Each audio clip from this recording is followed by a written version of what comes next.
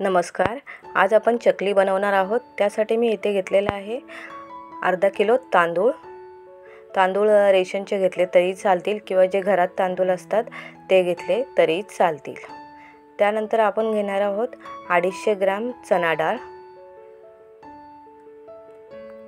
आणि 125 ग्रॅम ज्वारी, 50 ग्रॅम मुगाची डाळ आणि 50 ग्रॅम उडदाची डाळ.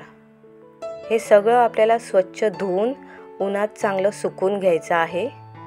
जर ऊन नसेल तर ओल्या फडक्याने पुसून घेतलं तरीही चालेल. चणा डाळ जाड असल्यामुळे सुकायला थोडा वेळ लागतो. इथे आपण 1 किलोची भाजणी बनवणार आहोत. त्यासाठी इथे धने घेतलेले आहेत 15 ग्रॅम, त्यानंतर जिरा 15 ग्रॅम, साबुदाणे 25 ग्रॅम आणि पोहे 25 ग्रॅम. आता आपल्याला हे सगळं भाजून घ्यायचं आहे. तर मी कढई गरम करत ठेवले. आपण हे सगळं आता भाजून घेऊ. पहिले तांदूळ घेऊ. तांदळाचा आपल्याला कलर बदलायचा नाही, छानसे गरम करून घ्यायचे आहेत. तर आपण हे छानपैकी भाजून घेऊ. गॅसची फ्लेम मीडियम ठेवले. पाहू शकता तांदूळ थोडेसे गरम झालेले आहेत. खूप जास्त आपल्याला भाजायचे नाहीत. जसे पाहिजेत तसे आता भाजून झालेले आहेत. आता आपण तांदूळ एका परातीत काढून घेऊ. आता आपण घेणार आहोत चणा डाळ. चणा डाळही आपल्याला चांगली भाजून घ्यायची आहे. चणा डाळ थोडी जास्त भाजायची कारण ही जाड असते, त्यामुळे आतपर्यंत चांगली भाजून निघाली पाहिजे. आपल्याला हिचाही कलर बदलायचा नाही. तर डाळी आपली भाजून झालेली आहे.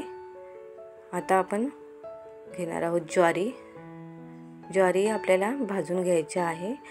आपण पहिले सर्व हे धान्य चांगलं सुकून घेतलेलं आहे. तर ज्वारी नंतर आपण घेणार आहोत मूग डाळ.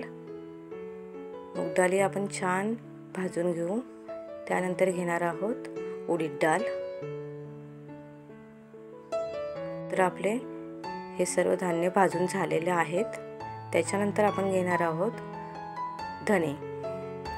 हे आपल्याला भाजणीतच टाकायचं आहे, त्याच्यामुळे तेही आपण भाजून घेऊ. जिरं,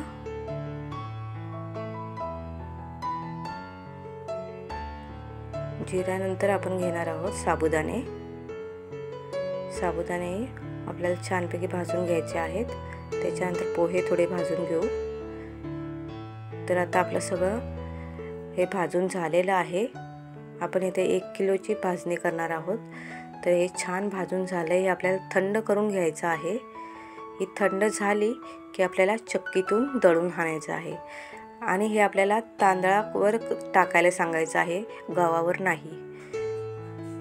ही भाजणी 4 ते 5 महिने राहते, त्यामुळे आपल्याला हे छानपैकी चक्कीतून दळून आणायचं आहे. तुम्हाला जर 2 किलोची बनवायची असेल तर ह्याच्या डबल सामान घ्यायचं आहे. तर आपली भाजणी तयार आहे 1 किलोची. तर हे पीठ मी दळून आणलं आहे. त्यातलं आता आपण मेजरिंग कपने काढून घेऊ. तर आता आपल्याला हे असं भरून वरचं काढून 4 कप भाजणी मी इथे घेतलेली आहे. तर आता आपण मीठ घेतले 2 टीस्पून, ओवा घेतले 3 टीस्पून, हळद घेतली 2 टीस्पून, तीळ घेतलेत 2 टीस्पून, तेल घेतले 1.5 टेबलस्पून. इथे मी सुहानाचा चकली मसाला घेतलाय 2 टीस्पून, लाल मिरची पावडर घेतले 2 टीस्पून, हिंग घेतले चिमूटभर. तर आता आपण पाणी गरम करून घेणार आहोत. तर त्यासाठी मी इथे 4 कप पाणी घेणार आहे. 2, 3 आणि 4.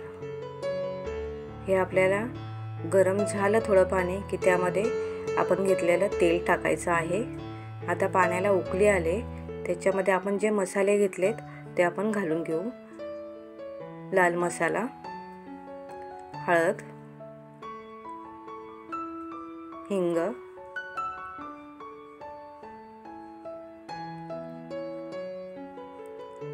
सुहाना चकली मसाला, मीठ,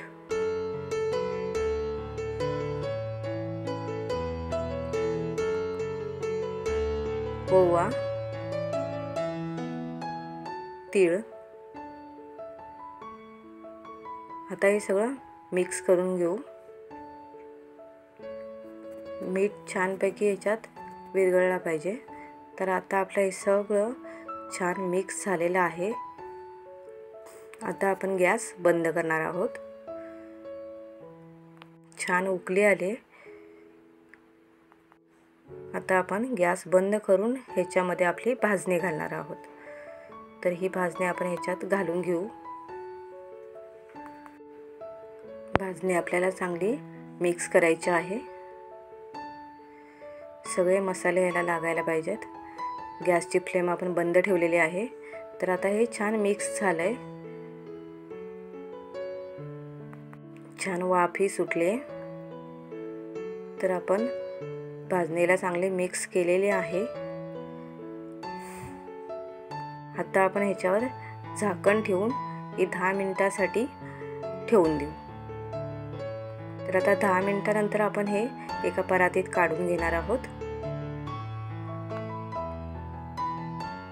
परातीत काढून आपल्याला हे मळून घ्यायचं आहे.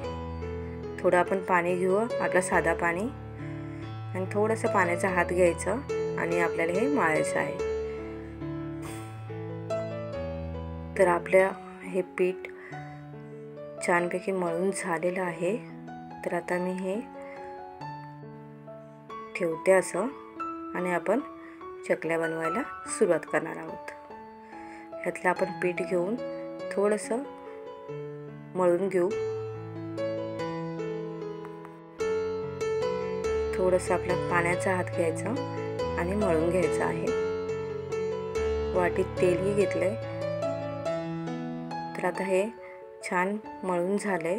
तर आपण थोडंसं तेल आपला चकलीच्या साच्याला आतून लावून घेऊ. आणि आता आपल्याला हे पीठ ह्याच्यामध्ये घालायचं आहे. आणि आता बंद करून चकल्या पाडायला सुरुवात करू. आपल्याला खूप मोठी चकली नाही पाडायची. 3 ते 4 राऊंड बस. खूप मोठी चकली असेल तर ते आतमध्ये शिजली जात नाही. म्हणून 3 ते 4 राऊंड एवढीच चकली मोठी करायची आहे. अगदी बनवायला सोप्या येतात. पाहू शकता छान पडतंय. तर ह्या पद्धतीने आपल्याला चकली बनवून घ्यायची आहे. तेल मी गरम करत ठेवलेलं आहे. आणखी एक चकली आपण पाडू आणि नंतर तळायला सुरुवात करू.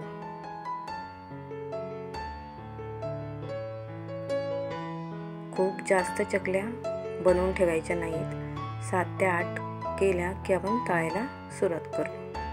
परत करायला घ्यायच्या. तर आता आपण 3 चकल्या बनवलेल्या आहेत. तेल आपलं गरम झालंय का बघूया. थोडंसं असा तुकडा टाकून बघायचं. तेल गरम, तर आपलं तेल छान गरम झालंय. आपल्याला तेल खूप जास्तही गरम करायचं नाही, कारण खूप जास्त तेल गरम असेल तर चकली लगेच लाल होते आणि ते आतून थोडी कच्ची राहते. त्याच्यामुळे आपलं तेल आता गरम झालंय बरोबर. ह्याच्यामध्ये आपण चकली सोडूया. चकल्या 4 ते 5 चकल्याच आपण एका वेळेस करणार आहोत. तर मी ह्याच्यामध्ये 4 चकली सोडलेल्या आहेत. ही 5वी. तर पाहू शकता छानपैकी बबल्स येत आहेत. चकली सोडल्यानंतर त्याला हात लावायचा नाही आहे. अशी छान वर आल्या चकल्या. आता बबल्सही यायचे थोडे कमी झाले, त्याच्यामुळे आपल्याला ही पलटी करायची आहे. दोन्ही बाजूने छान तळून घ्यायच्या आहेत. तर आता दोन्ही बाजूने चकल्या तळून झालेत. आपण आता हे काढून घेऊ. आणि अशाच प्रकारे आपल्याला बाकी सर्व चकल्या तळून घ्यायच्या आहेत।